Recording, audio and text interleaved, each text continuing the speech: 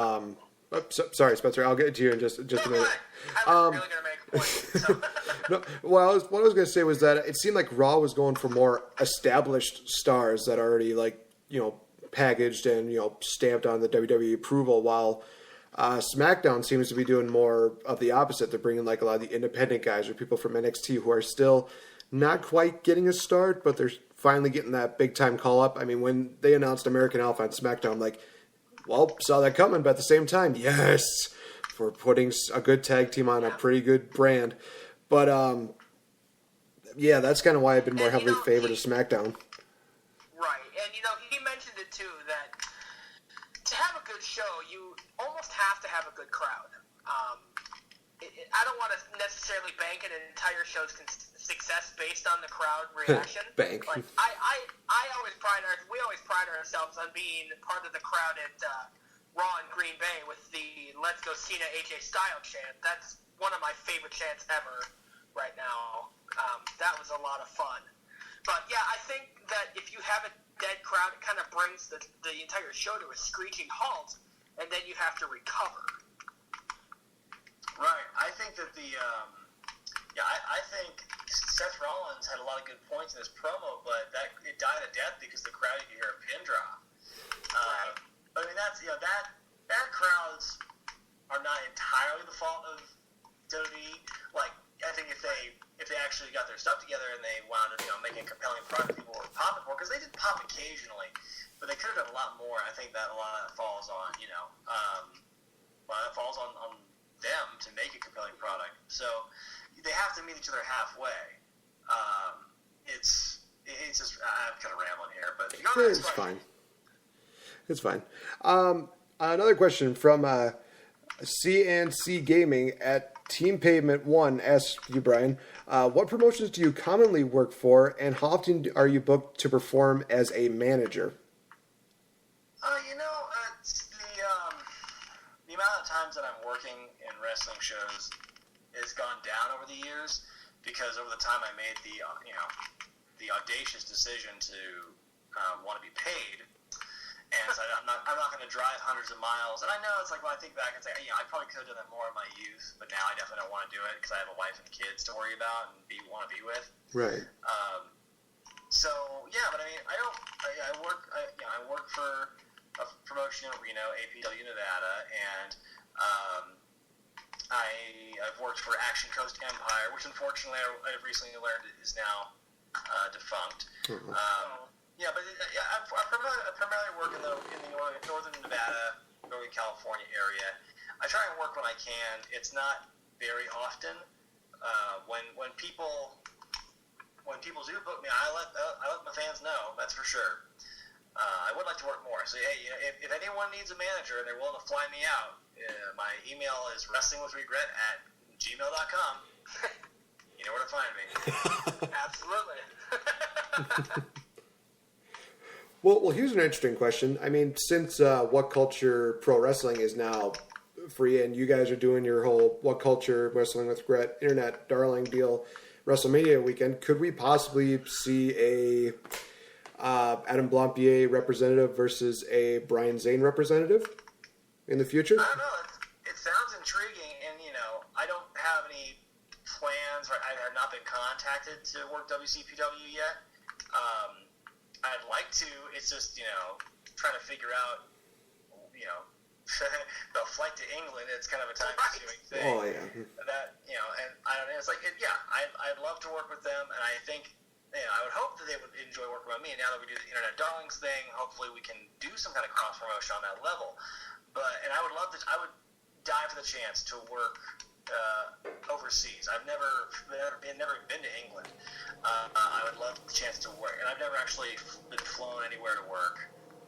But if I could, for the first time, like out of the country, to be working for WCW, that'd be great. So maybe one day. I have no idea when, but maybe someday. Well, who would you want to have as your representative for that possible fantasy matchup? I don't know, because I don't want to sound like an idiot, because admittedly I don't follow the UK indie scene all that well, so I couldn't tell. I follow. The most I know is now through WCPW and what I've watched of them. But I wouldn't be above bring in some American talent along with me. I'm trying to think of who's not signed right now that besides going for the obviously Jay Lethal or whoever, people who've already been there. I've always done well with tag teams. Maybe I'll do something with Vance Archer and Harry Smith Jr.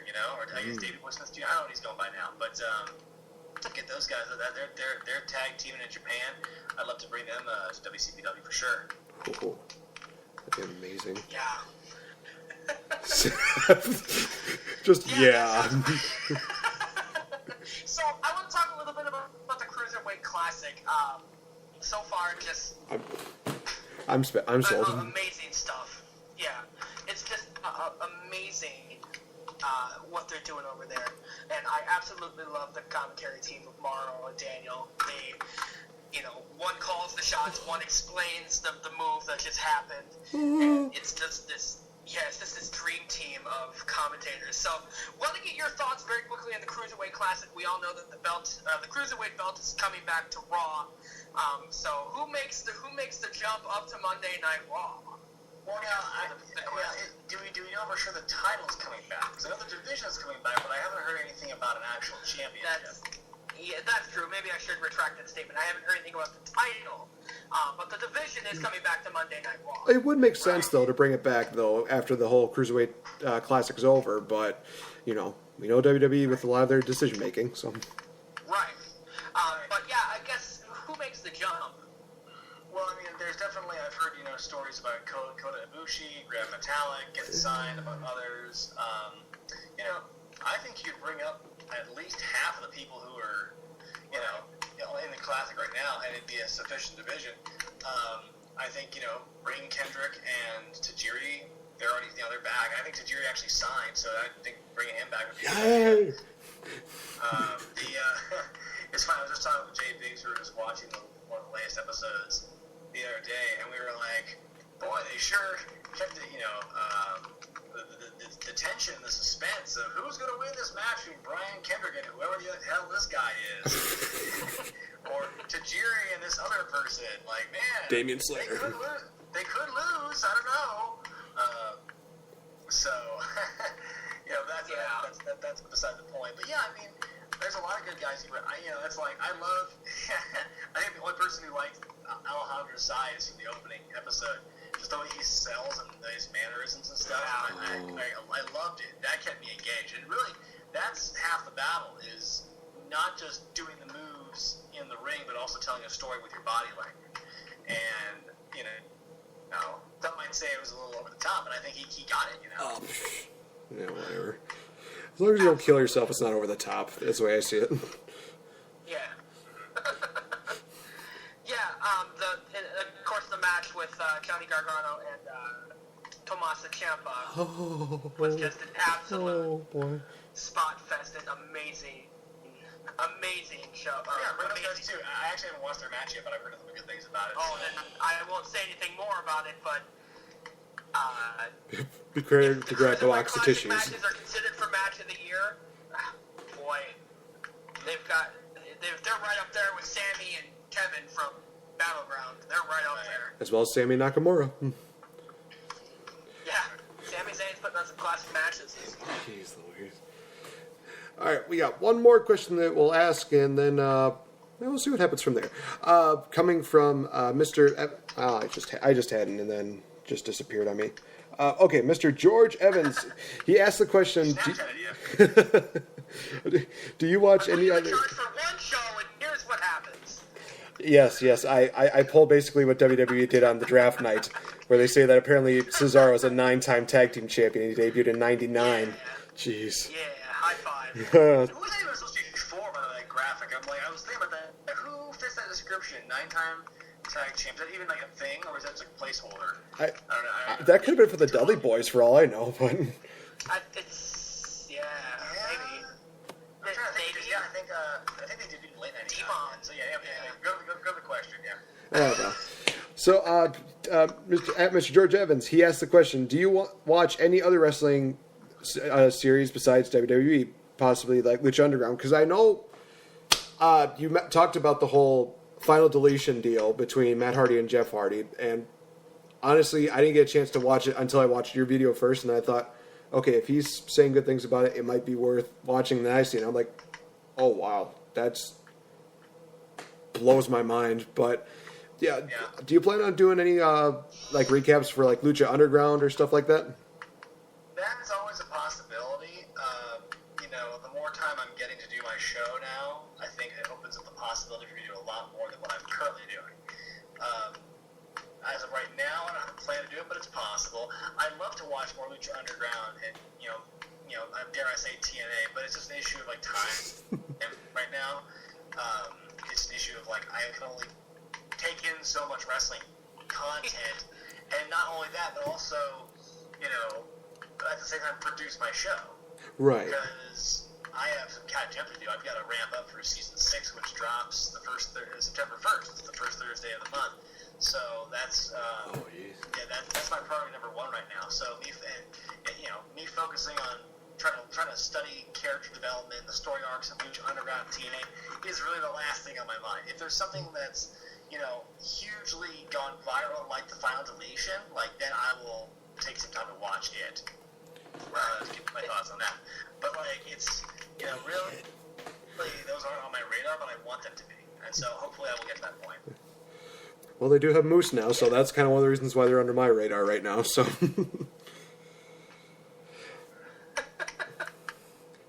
Absolutely.